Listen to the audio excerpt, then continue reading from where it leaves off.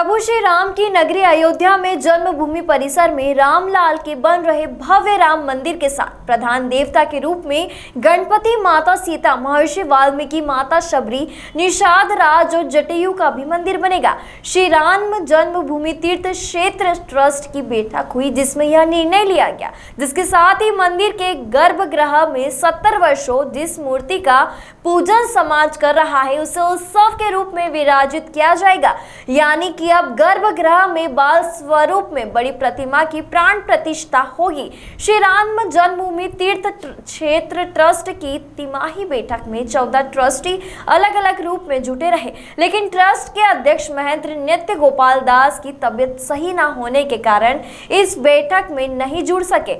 इस दौरान ट्रस्ट के महासचिव चंपत राय ने जानकारी देते हुए कहा कि इस बैठक में यह भी विचार हुआ कि श्री राम लला की मूर्ति कैसे होगी, जिसके लिए स्थानीय संतों से विचार करने की राय बनी है। भगवान श्री राम लला की मूर्ति बाल रूप में ही बनेगी। यह मूर्ति सफेद और काले रंग की हो या मुक्तिनाथ ग्रे रंग का सालिग्राम हो, यह भी बैठक में चर्चा का विषय था। 1949 में प्रकटे हुए श्री राम लला की मूर्ति गर्भगृह की स्थायी प्रतिमा के रूप में नहीं होगी। विराजित ट्रस्ट के महासचिव चंपत राय ने कहा कि मंदिर का संचालन करने वाले सभी लोग जनता है कि मंदिर में एक प्राण प्रतिष्ठा मूर्ति होती है, वह अंचल मूर्ति होती है जो कि एक स्थान पर स्थिर होती है, उसे हटाया नहीं जा सकता है। वह आकृति में बड़ी भी होती है, उसे दूसरे चल प्रतिमा होती है, उन्हें उत्सव मूर्ति भी कह सकते हैं, जो किसी पूजा उत्सव में उस मूर्ति को गर्भगृह से बाहर निकाल सकते हैं। इसलिए 70 वर्ष से जिस विग्रह का समाज पूजन कर रहा है वह उत्सव मूर्ति का रूप ग्रहण करेगा। ये 19 तारीख को ट्रस्ट की बैठक थी। इसमें केवल ट्रस्टी रहते हैं। 10 ट्रस्टी फिजिकली मौजूद थे, 4 ट्रस्टी ऑनलाइन मौजूद थे। पूज्य नृत्य गोपाल दास जी का स्वास्थ्य ठीक नहीं था, तो इस प्रकार 15 में से 14 ट्रस्टी उपस्थित थे।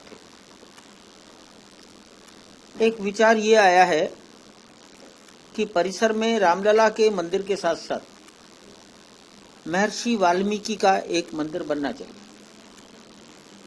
माता शबरी का मंदिर बनना चाहिए, निषाद राज का मंदिर बनना चाहिए, जटायु का मंदिर बनना चाहिए, माता जानकी का मंदिर बनना चाहिए, गणपति का मंदिर बनना चाहिए। इन बातों पर आज काफी चर्चा हुई है और लोगों ने सैद्धांतिक रूप से इसको स्वीकार किया है। कहाँ बने, कैसा बने, इसकी चर्चा आगे चलेगी।